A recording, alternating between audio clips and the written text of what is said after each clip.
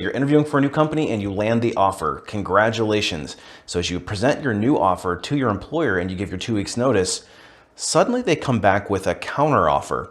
What do you do? Hey everybody, it's Brian from A Life After Layoff, and today I want to talk about how to handle the counter offer if you're presented one while you're interviewing for a new company. But before we get too far into it, if you're interested in more career-related content, make sure you hit that subscribe button. You might also want to hit that notification bell so you don't miss any additional posts. So you go through the interview process and suddenly you end up with an offer that maybe you weren't expecting. And as you go back to tender your resignation, your current company comes to you and says, hey, we don't want you to leave. Here's a counter offer. And maybe they finally give you that promotion that they've been dangling for all those years in order to retain you. Now, in my previous video, I laid out why you shouldn't accept the counter offer.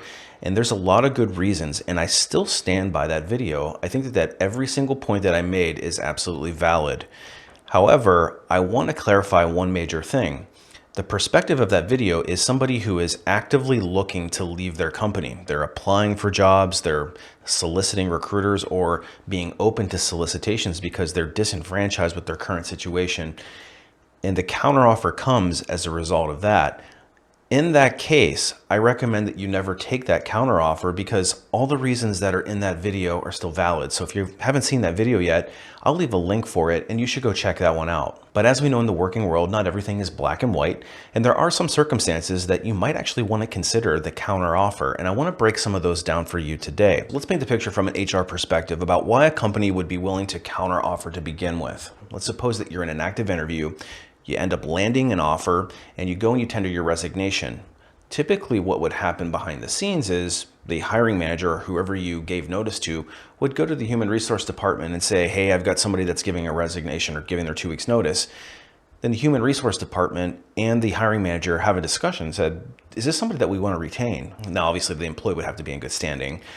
But there is a conversation that generally happens about, can we retain the person? And if so, what is it going to take to retain them? So what are some of the reasons why a company might try to retain an employee? Well, there's lots of them. The most common one might be that they were simply caught off guard. They didn't realize that the employee was actively interviewing elsewhere and potentially unsatisfied. And to some degree, shame on the employer for not keeping close tabs on the employee, making sure they're having ongoing dialogue in their performance appraisals and their one-on-ones that they have with their bosses on a routine basis to try to keep in front of that. But in some cases, employers simply just don't know that the employee is out looking. And to take that a step further, maybe they didn't think that you would leave. They didn't view you as somebody that was a potential flight risk. Generally speaking, there are some conversations behind the scenes about who might be likely to leave, especially if something happens in the workplace. Maybe somebody else gets promoted and there might be some fallout from it. Or maybe there's some condition that changes in the employment situation that might have an adverse impact. Nonetheless, if the company doesn't view you as a flight risk, then they may not have taken the proper steps to retain you at that point in time. Another reason might be is that they simply took you for granted. Maybe you're somebody that was just always there. They didn't really value you properly, but when you actually decided to exit the business, the reality set in and they realized, oh no, we don't have the ability to replace this person as easily as we thought. From the employee's perspective, one can't help but think, why didn't you try to retain me when you had the chance? Nonetheless, being taken for granted does happen. And one of the final major reasons why an employer may decide to try to retain you is perhaps you were part of a succession planning program or you had plans to be promoted at some point in the future. So by you playing your 2-week notice card and deciding to leave, they may have had to expedite that to try to give you a promotion that they perhaps weren't quite ready for. But it's amazing how quickly things can get done when an employer has an employee that they don't want to lose who is exiting the business. So those are the reasons why you might have an employer trying to retain an employee. And a lot of those are valid. Some of them probably feed into the original video that I created. But from your perspective as the employee, there are some circumstances that you may actually want to consider accepting a counteroffer, at the very least entertaining it. So what are they? Well, for starters, maybe you're just not entirely sure you want to leave. Maybe you don't dislike your job. You were treated just fine. Maybe you like your boss or the coworkers that you work with. Because the grass isn't always greener, and if you go to a new organization, suddenly you're starting over again with building up the goodwill. People don't know who you are, don't know your work ethic, don't know your history. You also don't have benefit of doubt in a lot of cases. You have to build up that credibility. You're going to be working with all new people, with all new sets of expectations. So you might find yourself walking into a new job that's not an upgrade over what you're currently doing. So before you fall in love with that new opportunity, make sure you ask those hard questions and do your due diligence in the interviewing process to make sure that you're making the right decision by leaving your current employer. The next major reason to consider that counteroffer is maybe you weren't even looking for a job. Maybe a recruiter came and found you, and suddenly you found yourself in an interview process. And while I do recommend that you take those interviews to see what's out there and to keep yourself fresh and, more importantly, acting like a free agent. But you should absolutely be vetting those opportunities to make sure that you're making the right decision. So if you're somebody that wasn't actively looking and you do like your job, and suddenly some recruiter slides into your DMs and you get wrapped up in this process, and before you know it, you have an offer, it may be a reason to consider that counteroffer because you didn't have the reasons that I mentioned in the first video. You're not really running away from anything. You're not recycling an issue. You're basically just getting wrapped up in the moment, and maybe it's not worth making that change. And more importantly, if you do notice that there are red flags in the new position, you should absolutely be paying attention to them. If you're not sure what red flags to look for, I've also got a couple of other videos that I've made breaking down a lot of the red flags that you should be looking for as you're interviewing, and I'll leave a link to that video in the comments. But if you're going through the interview process with a new company, you get that offer, you're not feeling quite right about it, there's maybe just that little nagging red flag, I would say in that case, trust your gut. If you feel like your current job gives you everything you need, then maybe it is a reason to stick with it and accept the counter. Like I mentioned before, you really have to vet the companies that you're interviewing for very carefully because, let's face it, almost every company has some wart or two that you need to be comfortable with, and you need to figure out what it is. I don't think there's any perfect employer out there. The next major reason why you might want to accept the counteroffer, and this one is very compelling, is that if they throw you a new title or promotion and you move into an entirely different classification of job, you might want to seriously consider that. And even if you're not entirely happy with what you're doing and the reason why you're leaving is to try to open up new career paths for you, by taking a promotional opportunity, especially at the new title or new pay band,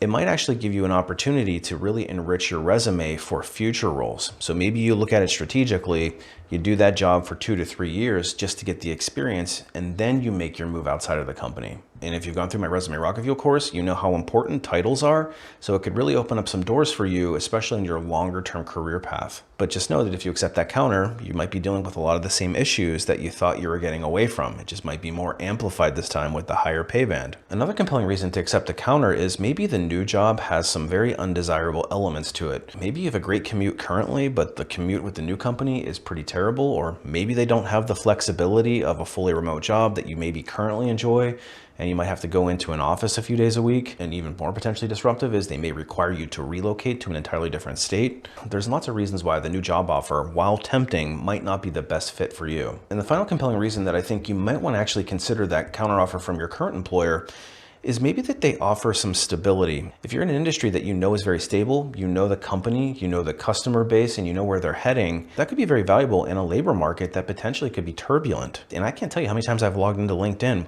and seen somebody announce that they had just gotten laid off from their new employer that they've only been with for 3 months because of a turn in market conditions. So it's kind of the devil that you know type of situation. There is a high degree of value that you can place on stability depending on what the labor market is at the time that you're getting the counter. So the moral of the story is that it's not always black and white whether or not you should accept the counteroffer. And I know that's contrarian to what I said in that first video, but again, that first video was catered toward a person who was dissatisfied and actively looking to leave their employer. However, I will also reiterate that if you are somebody that has accepted a counteroffer, you have to know that there potentially could be consequences that you should be aware of. Check out that video if you're not familiar with what I'm talking about. But if you're somebody that is just not getting traction in your job search and you would love to get an offer, let alone a counter offer, then you come to the right place, because I've got a website called alifeafterlayoff.com. It's loaded with tips and tricks, all from an insider's perspective. And if you're somebody that's not getting any first round interviews at all, it's almost always a resume issue. And that's where Resume Rocketfuel comes in. It actually teaches you how to write a resume from a recruiter's perspective and gives you all the best practices. Not only that, it also includes how to customize your resume and how to use it strategically. There's templates, and you can follow along as I write my own. So it's a really robust resource and something that you'll want to check out. Once you get into the interview process, though, it's up to you to sell yourself throughout the rest of the interviewing process to get to that offer, so that hopefully you can get even a counter offer in addition to it. And that's where the Ultimate Job Seeker Bootcamp comes in. And it's going to break down each step of the interviewing process. I'm going to give you all kinds of tips and techniques for how to ace each step and ultimately to land the dream offer and how to negotiate it. And if you're somebody that wants to bypass the recruiter altogether and jump straight to the front of the line, I highly encourage you to look at Unlocking LinkedIn, which is going to teach you how to unlock the hidden job market. So make sure you check that one out as well. All right, so hopefully this gives a little bit more clarity on the circumstances that you might actually want to consider accepting a counteroffer. But just know in general, I'm not a huge fan of accepting the counteroffer. with some asterisks. I appreciate you watching, and we will see you on the next one.